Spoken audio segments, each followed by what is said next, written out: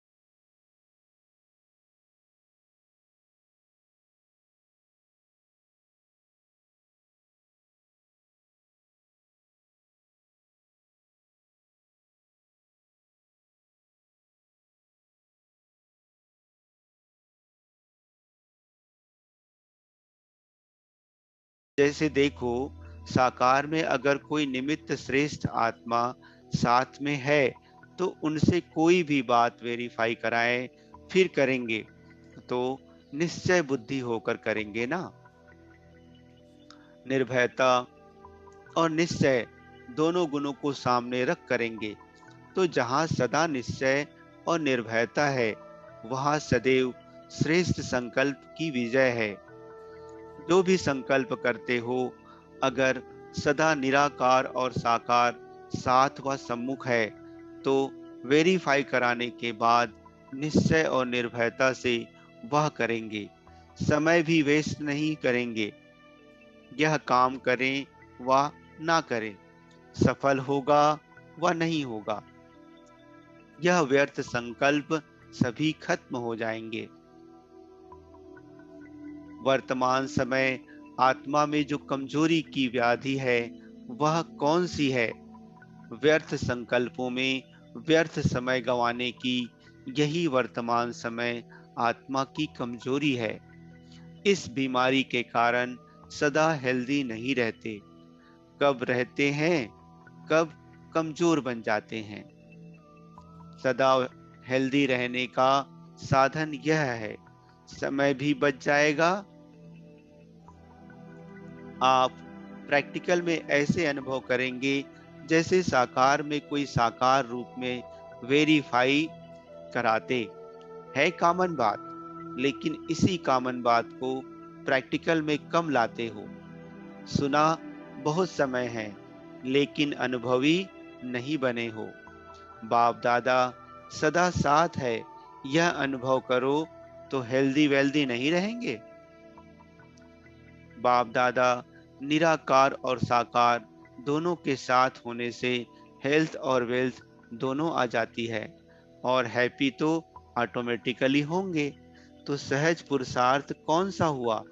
निराकार और साकार दोनों को सदा साथ में रखो। सदा साथ ना रखने के कारण यह रिजल्ट है। क्या साथ रखना मुश्किल लगता है?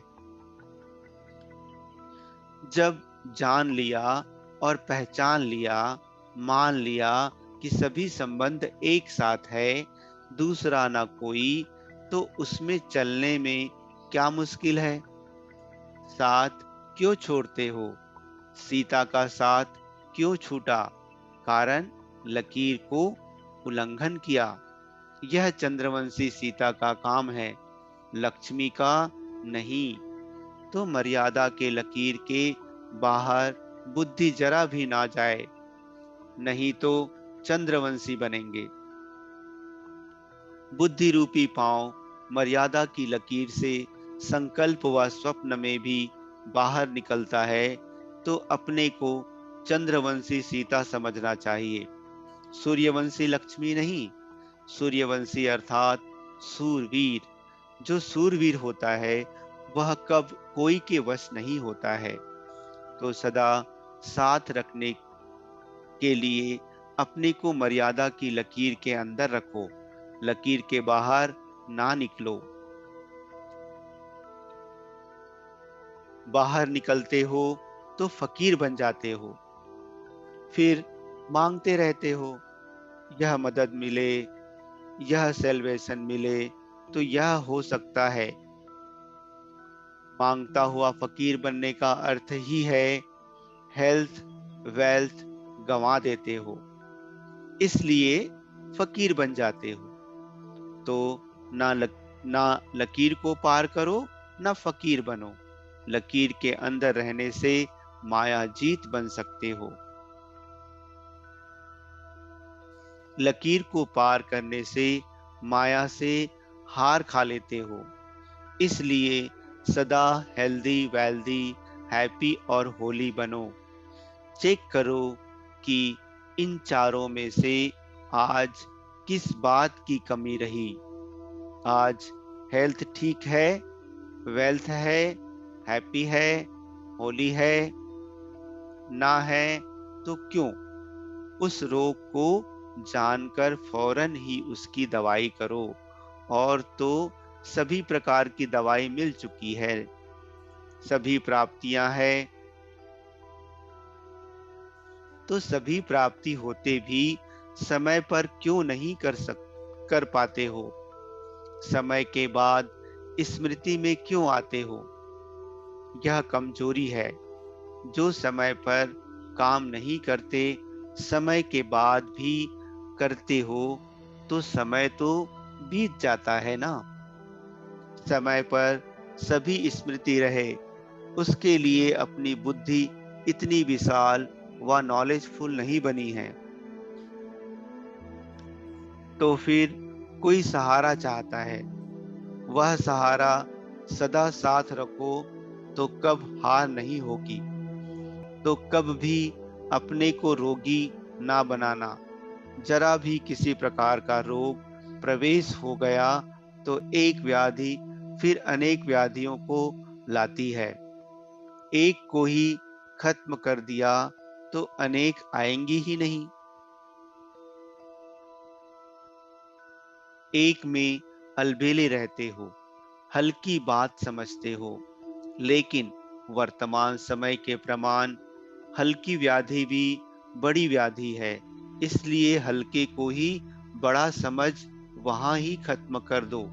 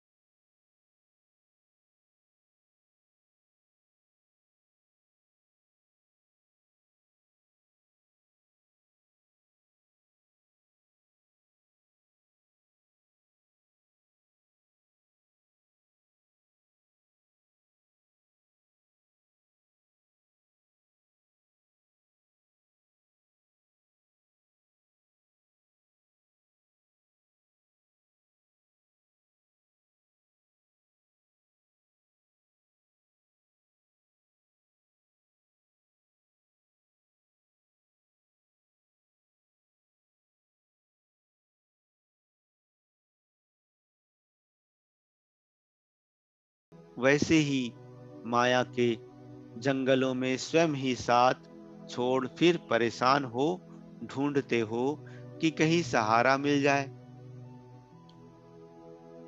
निवृत्ति मार्ग वाले अकेले होने के कारण कब भी कर्म की सफलता नहीं पा सकते हैं। जो भी कर्म करते उनकी सफलता मिलती है। तो जैसे उन्हें कोई भी कर्म की सफलता नहीं मिलती, इसी प्रकार अगर सदा आप भी साथ छोड़ अकेले निवृत्ति मार्ग वाले बन जाते हो तो कर्म की सफलता नहीं होती है। फिर कहते हो सफलता कैसे हो? अकेले में उदास होते हो तो माया के दास बन जाते हो। ना अकेले बनो, ना उदास बनो, ना माया के दास बनो। अच्छा, ओम शांति।